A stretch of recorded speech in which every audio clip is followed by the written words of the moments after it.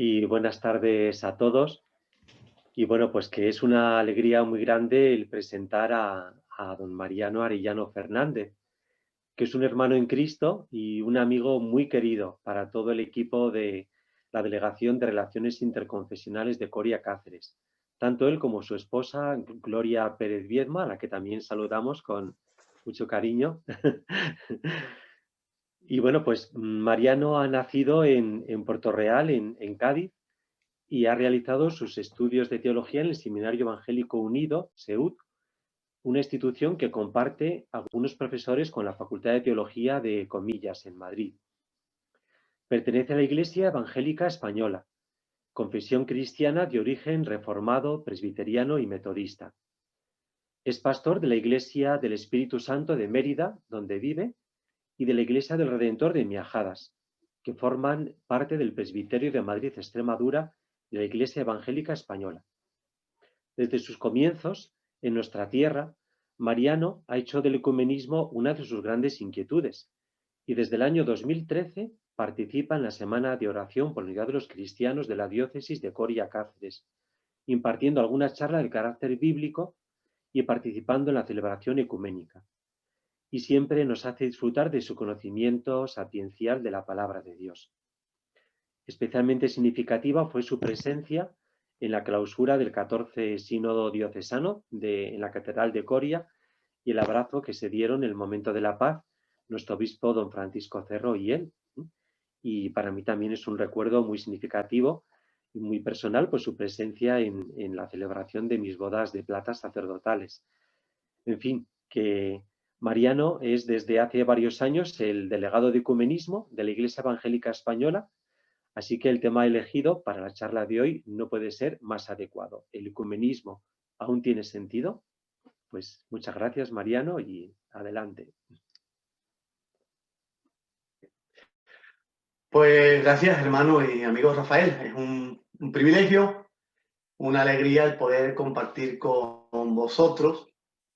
Y por ello vaya por delante el agradecimiento de lo personal que ya te he dado, Rafael, y también a toda la Delegación de Relaciones Ecuménicas de la Diócesis de Coria Cáceres, con su delegada María José Sánchez y también con Diego Zambrano a la cabeza, que hacen posible este encuentro.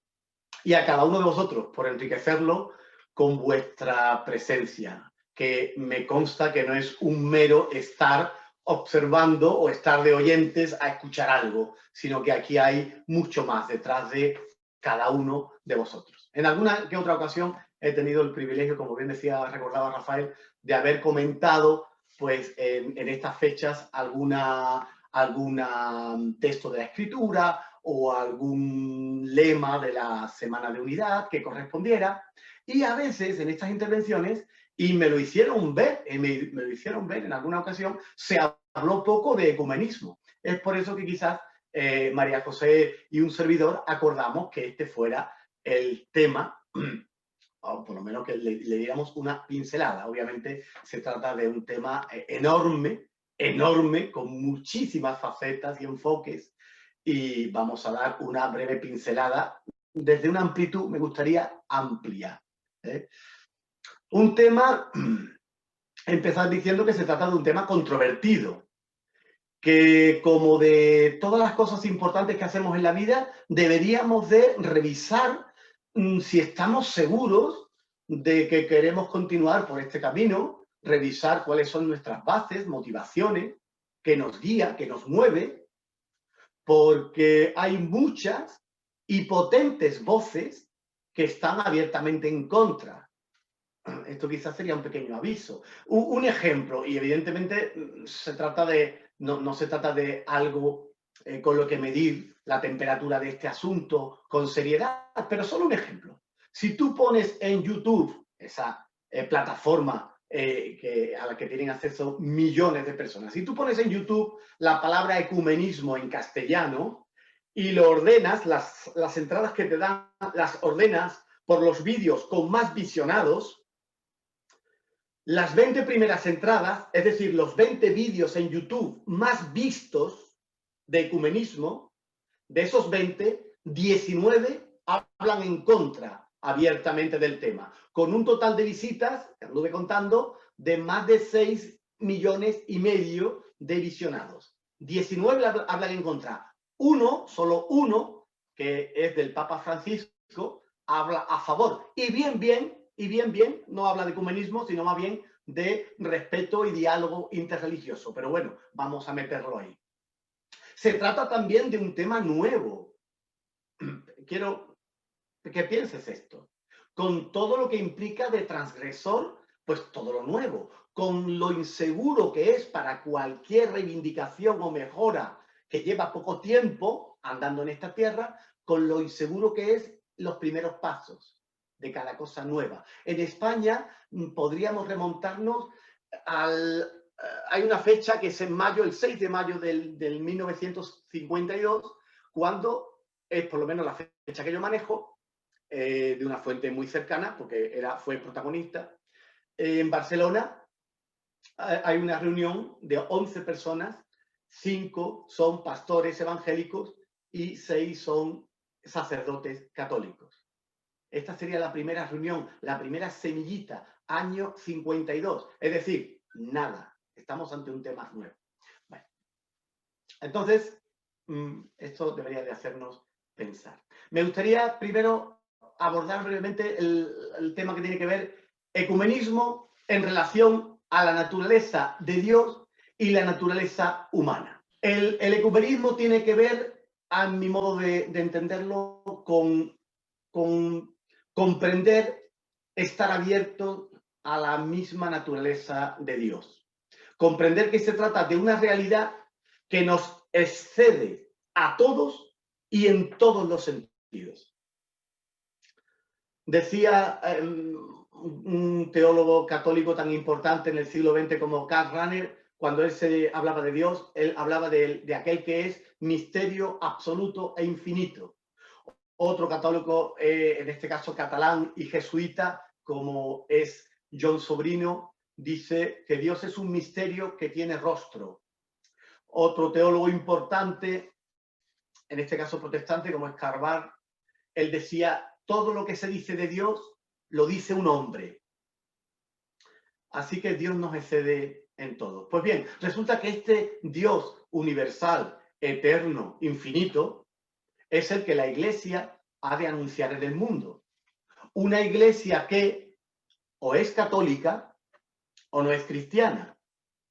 Catolicidad, por supuesto, entendida en la universalidad de su mensaje, el cual es para todos, en todo tiempo y en todo lugar. Catolicidad que recoge y aprende de las experiencias del pasado, que busca ser relevante en el presente y que anuncia y construye un futuro de esperanza. Pablo le llamó la nueva creación o la vida de la resurrección. También se le llama en la palabra de Dios en la Escritura esos cielos y tierra nuevos. En definitiva, una humanidad completamente restaurada, redimida, salvada, plena, en la que se caen o se van cayendo cualquier tipo de barrera, cualquier tipo de elemento que el ser humano haya usado para dividir, categorizar o excluir. A modo de ejemplo, cuando Pablo habla en Gálatas, capítulo 3, de que ya no hay judío ni griego, no hay esclavo ni libre, no hay varón ni mujer, porque todos sois uno en Cristo Jesús. De modo que, porque el Dios que queremos reflejar es misterio infinito y porque la nueva humanidad que anunciamos es una llamada a vivir su plenitud sin barreras que nos separen, es que debemos concebir la unidad en la diversidad como una cualidad fundamental de la experiencia del pueblo de Dios. Experiencia que no se da sobre un solo individuo, institución, momento o tiempo en la historia, sino que se trata de una vivencia compartida en la que se crece, en la que se madura, en la que nos equivocamos como comunidad.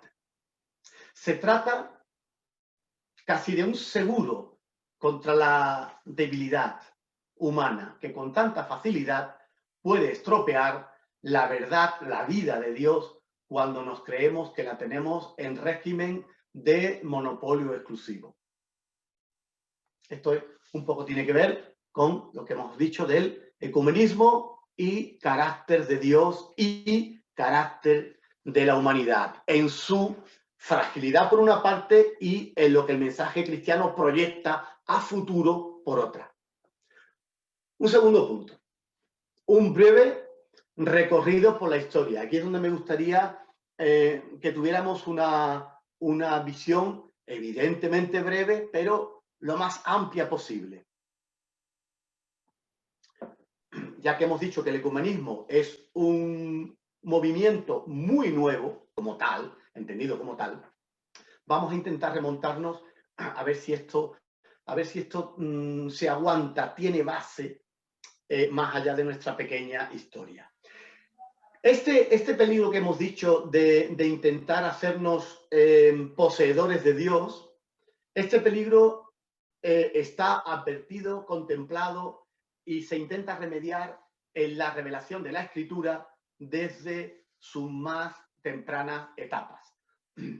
Un solo ejemplo, claro, se pueden dar muchos, pero el tiempo, y más en este formato en el que estamos, el tiempo es valioso para que no nos dispersemos ni cansemos. La relación que tiene Dios con Moisés. En los preámbulos, como sabéis, del Éxodo, que es el acontecimiento fundante del pueblo de Israel. Cuando el pueblo de Israel, el pueblo de Dios, se empieza a entender como tal. Y tenemos a Moisés que con toda la buena intención del mundo pregunta a este Dios que le manda a liberar a su pueblo, oye, y cuando me pregunten, ¿tú quién eres? ¿Tú cómo te llamas? ¿Qué les voy a decir? Y el caso, sabemos bien la historia, no hace falta detenerse. El caso es que, como bien sabéis, y contrariamente a lo que es la cultura y la cosmovisión de la época en todas las deidades conocidas de su tiempo, Dios se niega a dar su nombre. Dios no quiere revelar su nombre. Y el caso es que tenerlo lo tiene, como también apuntaría, yo creo que con un enorme tino, el teólogo católico argentino Severino Croate. Dios tiene un nombre. Dios no es un ente etéreo que divaga en el universo cósmico. No es el Dios que está en los árboles o las estrellas. Es el Dios que creó los árboles y las estrellas. Pero no revela su nombre a Moisés. Porque en su contexto cultural, cuando se escribe este relato, conocer el nombre de algo o de alguien implica un alto grado de posesión. Un ejemplo que también conocemos y nos puede aclarar. Dios pide a Adán que éste ponga nombre a los animales.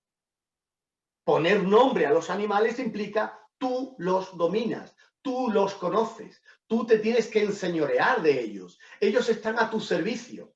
Pero claro, esta dinámica no funciona así con Dios.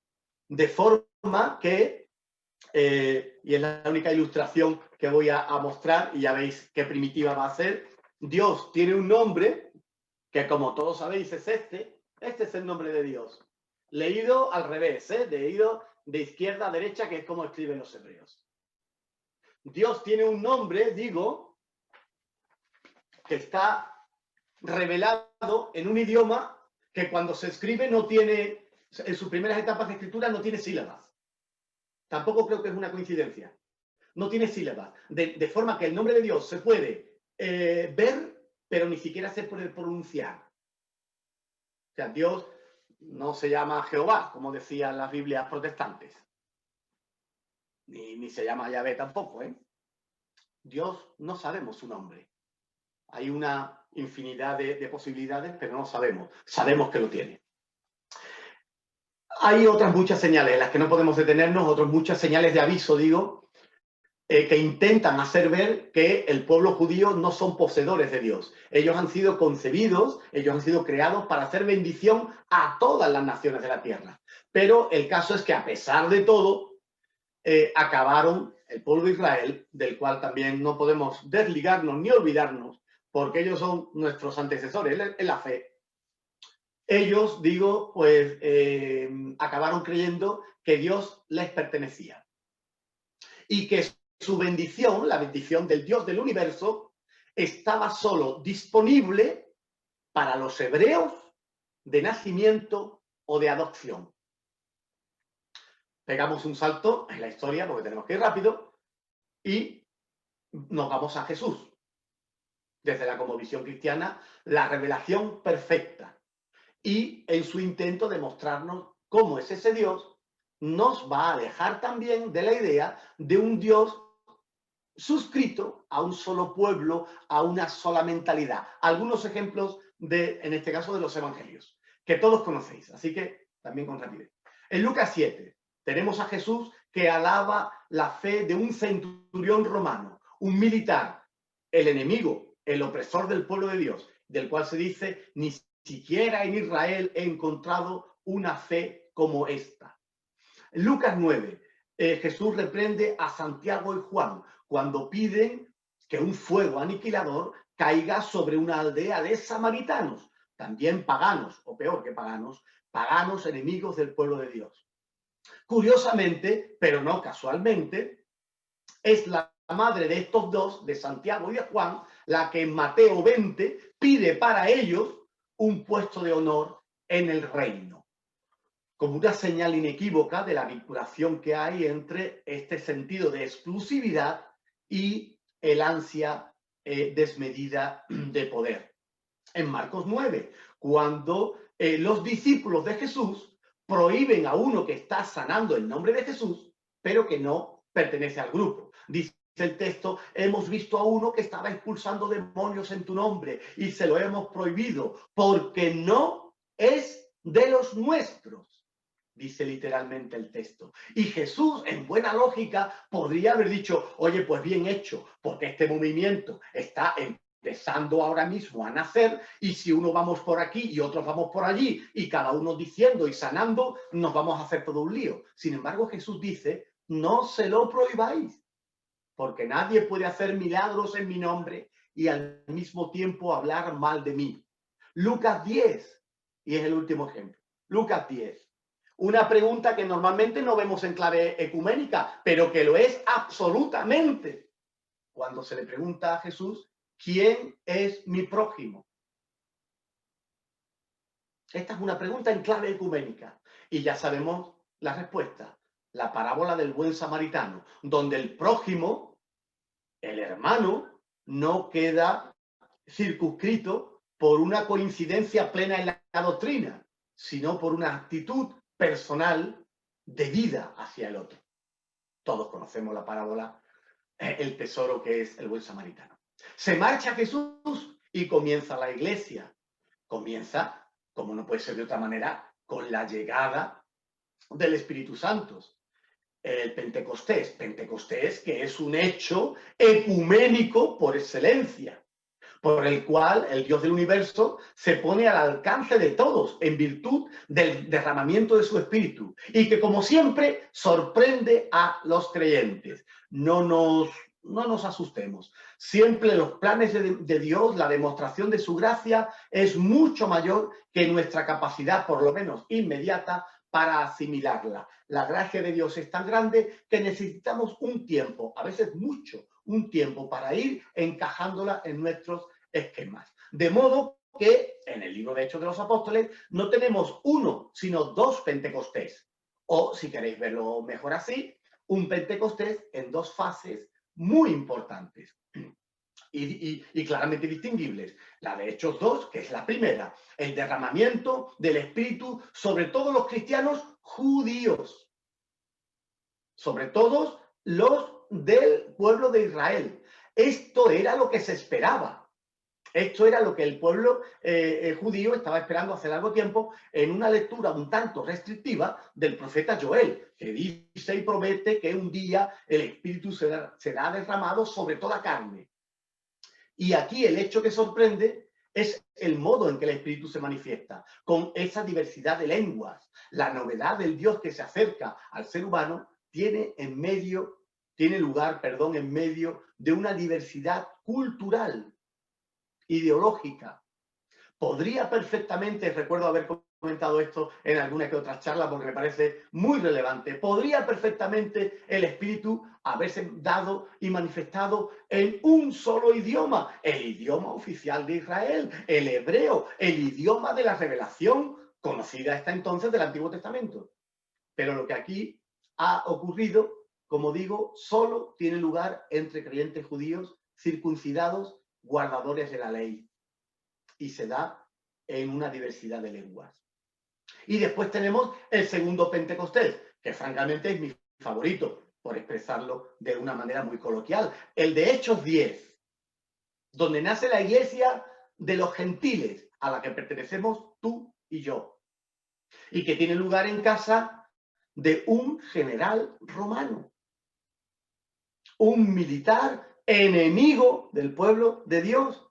En teoría, el Mesías tenía que venir, como bien sabéis, para liberar al pueblo de Dios de los ejércitos que habían ocupado Israel. En ese caso, Roma, si hubiera venido antes, Grecia o el imperio de turno. En Hechos 10:44 dice que está hablando Pedro en casa de este general romano y que mientras oía, pues, dice el texto, los fieles de la circuncisión, es decir, los cristianos judíos, que habían venido con Pedro, se quedaron atónitos. La palabra que se usa aquí es muy fuerte. Se quedaron sin capacidad de reacción, absolutamente también sobrepasados por lo que estaban viendo y oyendo. Se quedaron atónitos de que también sobre los gentiles se derramase el don del Espíritu. Esto es tanto así que inmediatamente después, en Hechos 11, lo que se nos empieza a decir, o se continúa diciendo, es que los creyentes judíos encaran, se enfadan con Pedro y le echan en cara cómo se te ha podido ocurrir entrar en casa de un gentil y comer con ellos. De hecho, este será uno de los temas que va a recorrer como una constante todo el Nuevo Testamento en la Escritura y que servirá como el escenario para desplegar algunas de las bases del cristianismo. Esta, como digo, esta lucha permanente entre la fe en Cristo, que acaba de nacer multicolor, encarnada en la cultura, en las lenguas, en la diversidad, y esa otra forma de entender el cristianismo mucho más restrictiva y con la tendencia a marcar la pauta que todos han de seguir. En tiempos del Nuevo Testamento, esta tendencia estaba perfectamente encarnada por estos señores que aparecen ahí de vez en cuando y que eran los judaizantes. Judaizantes, cristianos, esto que quede muy claro, no son enemigos de la iglesia. Cristianos han recibido el Espíritu Santo, cristianos que aman a Jesús, que guardan su palabra, pero que sinceramente pensaron que solo se podía ser cristiano si primero te hacías judío, si primero pertenecías al pueblo de Israel. Y por cierto, esto no es ninguna locura, esto tiene una enorme lógica humana. Cierto es que para nosotros, 2000 años después, todo esto no supone ningún gran desafío ni ningún problema, porque claro, ni tú ni yo nos hemos encontrado ni cruzado nunca en la calle con un judaizante, pero en la iglesia primitiva sí fue un problema de primer orden, porque suponía ni más ni menos que romper con el Israel nacional, racial, doctrinal, romper con 14 siglos de historia de la revelación del pueblo de Dios original, entenderme el concepto. Hoy, los judaizantes podemos ser todos aquellos, de hecho lo somos, todos aquellos que queriendo o sin querer, con las mejores o peores intenciones, promovemos dinámicas excluyentes o fundamentalismos varios. El cristianismo que sigue, vamos avanzando en la historia, el cristianismo que sigue, ya fuera evidentemente de la escritura revelada del Nuevo Testamento, no siempre, y no quiero tener un tono negativo, estoy simplemente ilustrando algunas cosas, no siempre aprendió de estas luchas, de estos errores, de estas claras señales en forma de debilidad humana que estaban en la escritura. Y pronto mostró una intolerancia, la intolerancia que había sufrido cuando se trataba de una iglesia perseguida por el imperio. Un ejemplo, Tenía 3, pero después, haciendo recuento, digo, no, hay que cortarlo, a uno solo.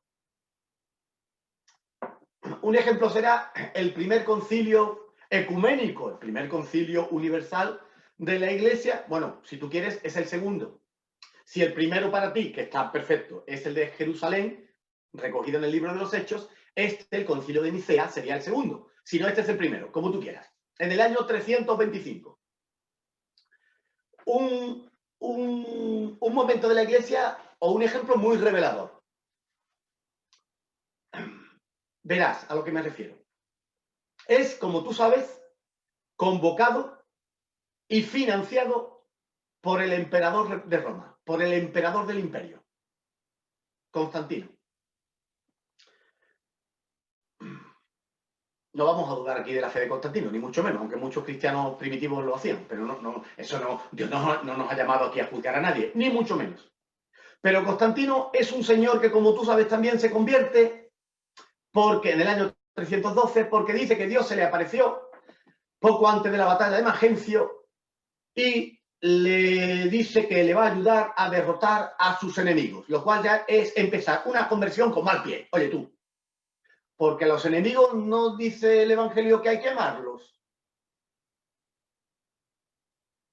Entonces, en el año 312 ya la imaginación humana, esa capacidad de crear mitos que tenemos tan consustanciada en nuestra naturaleza, ya convierte al Dios que dice hay que amar al enemigo con el Dios que dice no, tú pon el crismón, por cierto, tú pon el crismón en los escudos de las legiones romanas y tú a estos enemigos que son muy malos, tú eres muy bueno, tú eres un santo, estos son muy malos, tú a los enemigos los vas a derrotar. Este es Constantino, el que convoca el concilio. Bien, el propósito de Constantino, claro, Constantino no es una autoridad religiosa, es ni más ni menos el emperador de Roma, pero él no tiene ni el discernimiento, ni él tiene la madurez, ni él tiene la capacidad para convocar nada, ni para entender qué está pasando aquí. Pero él lo que quiere es una cosa, oye mira, si nos vamos a hacer que el cristianismo sea una religión oficial en el imperio, yo lo que quiero es unificar la doctrina.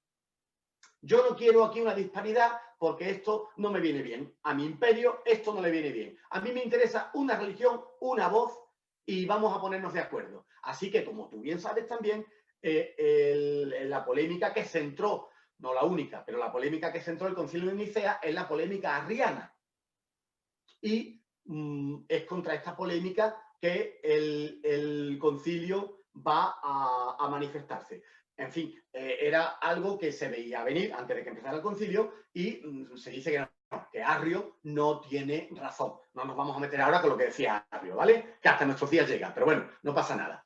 Se dice que Arrio no tiene razón. Hasta aquí no hay ningún problema. Lo que sí quiero también llamar tu atención es sobre lo siguiente. Las resoluciones del concilio, año 320, ¿qué dijimos? 25, ¿eh? Principio del siglo IV. Bien, las resoluciones del concilio son: las obras de Arrio han de ser quemadas. Se proclama pena de muerte para los que se atrevan a conservarlas, aunque bien es cierto que esto no se llevó a la práctica, según dicen los historiadores de la época. Y se designa a los partidarios de Arrio como enemigos del cristianismo. Y esto es no haber entendido del todo la dinámica del Dios del que hablamos hace un momento. Y me parece que es una dinámica que siempre ha sido muy peligrosa. Fíjate en las 3 características, nos hemos detenido aquí un poquito más de lo que yo pensaba, las 3 características de este ejemplo: acumulación de poder, unificación de criterios y la intolerancia, que es una lógica de estas dos. Esa, queridos hermanos, es la lógica de Babel. La lógica del imperio, de los imperios humanos. Génesis 11. Esa es la lógica, la historia, lo que tendríamos que aprender de Babel. No nos podemos detener ahí, conocéis lo que pasó en Babel. Se trata tan solo de un ejemplo. Como digo, estas dinámicas tan perjudiciales siguieron creciendo junto con la Iglesia, conformando una buena parte de nuestra idiosincrasia. Y yo creo, es bueno reconocerlo. A menudo nos cuesta. A menudo a un cristiano que por definición es alguien abierto a reconocer su propia fragilidad delante de la gracia y misericordia de Dios, pero a veces nos cuesta reconocerlo. Un ejemplo, esta vez de la Reforma Protestante, porque, insisto, en esto somos todos iguales. En esto somos absolutamente todos iguales. Tan solo 10 años después, en el 1527, que la Reforma Protestante comenzara de manera oficial, Félix Mans se convierte, tristemente, en el primer protestante que muere a mano de otros protestantes. Esto tiene lugar en Suiza. Pedir perdón lo hacemos cada vez que nos encontramos delante de Dios en nuestras, cuando celebramos la misa o celebramos un culto, cada vez que estamos delante de Dios, o muchas veces pedimos perdón a Dios. Pero hay que hacerlo sabiendo lo que se hace. Porque, insisto, pedir perdón y la ayuda de Dios es ciertamente buena cosa y necesaria.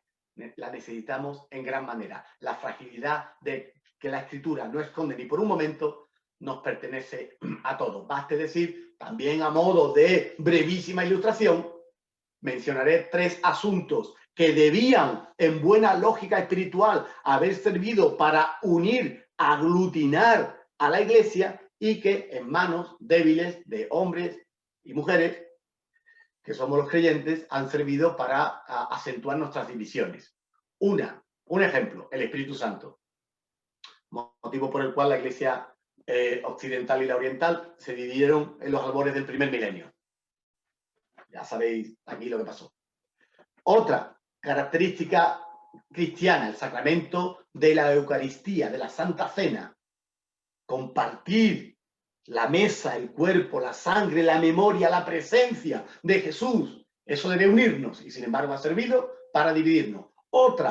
Tercer y último ejemplo, la persona de la Virgen María, la madre de nuestro Salvador, modelo de cristianismo, de fe y de obras. Por si tenemos ahí todavía colea la polémica de la Edad Media entre qué es mejor, la fe o las obras, bueno, María da la respuesta. El ejemplo perfecto de fe y de obra, de cómo se recibe y hacia dónde te lleva la gracia divina. Ejemplo de la llenura del espíritu, del carisma, de la obediencia, del hacer presente a Cristo en el mundo, en su caso de una manera física, de tantas cosas, de todo, de todo, de todo.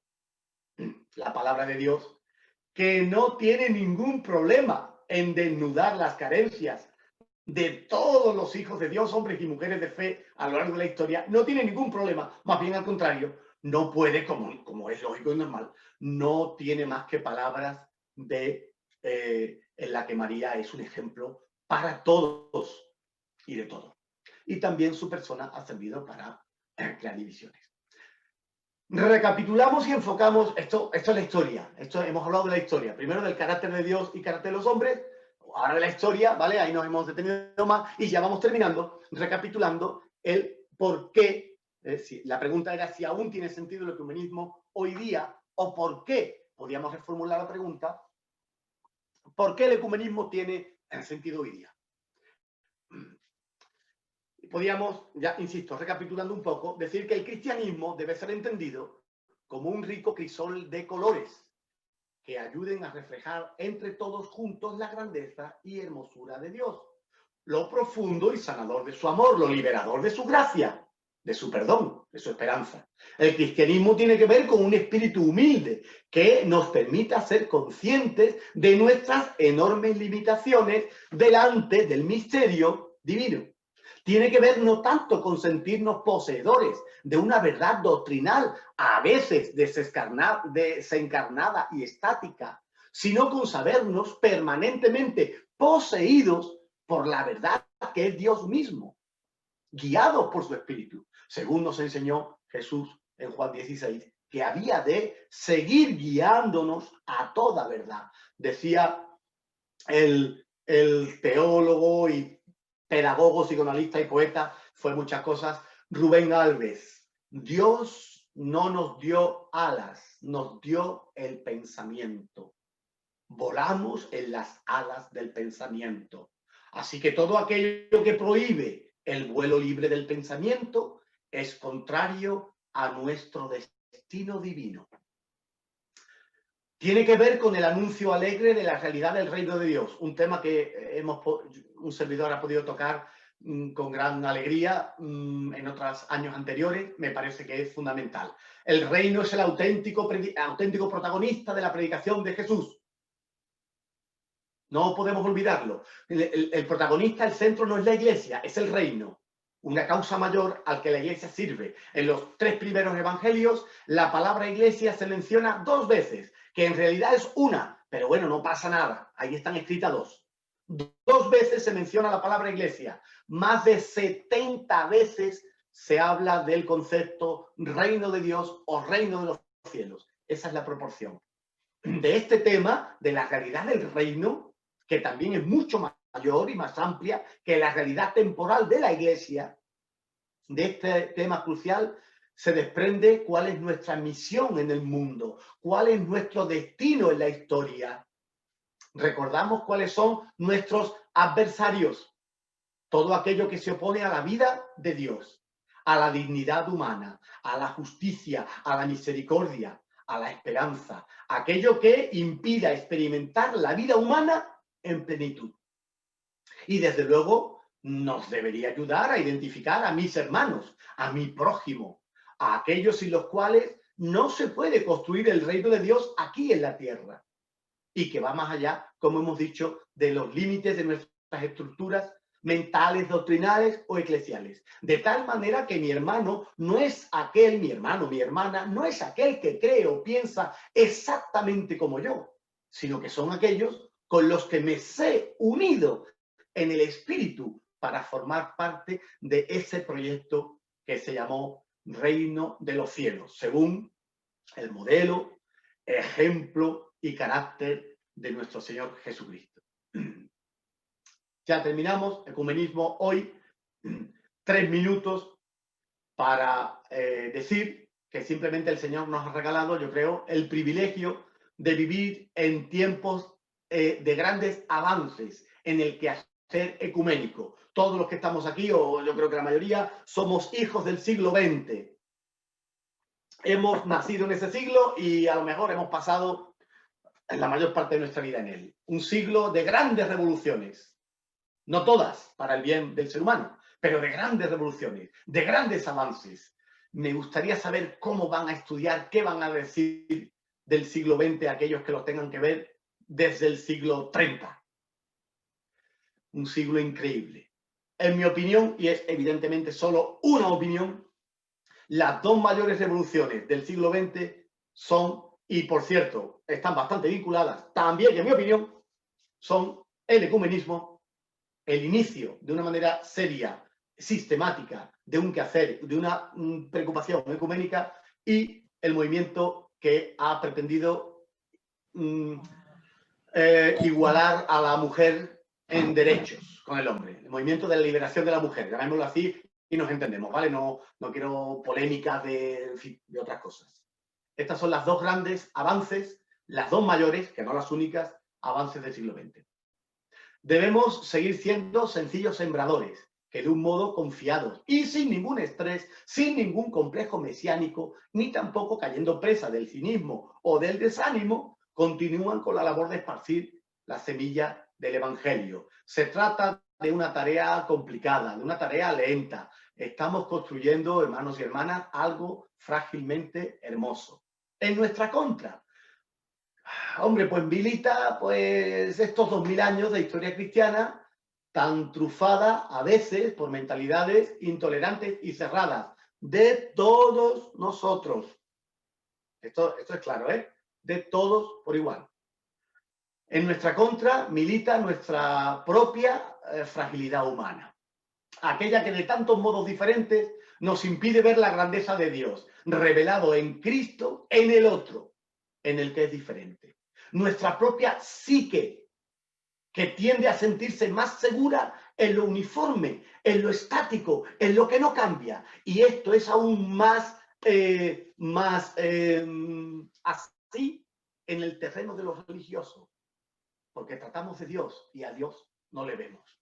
A nuestro favor, pues a nuestro favor, y esto es lo que yo creo que nos debe hacer a todos, andar descansados y felices, a nuestro favor está Dios, el creador y dueño de todo, el amante fiel de nuestras vidas, aquel que se encarnó en Jesús de Nazaret, ese que oraba Juan 17, que todos sean uno, ese que habló en Juan 10 de un solo rebaño y un solo pastor, ese Dios que vive en cada corazón de cada hijo, de cada hija suyo, en cada comunidad cristiana por su Espíritu Santo, como nos enseña la Escritura en Efesios 2, unos y otros gracias a Cristo y unidos en un solo espíritu, tenemos abierto el camino que conduce al Padre.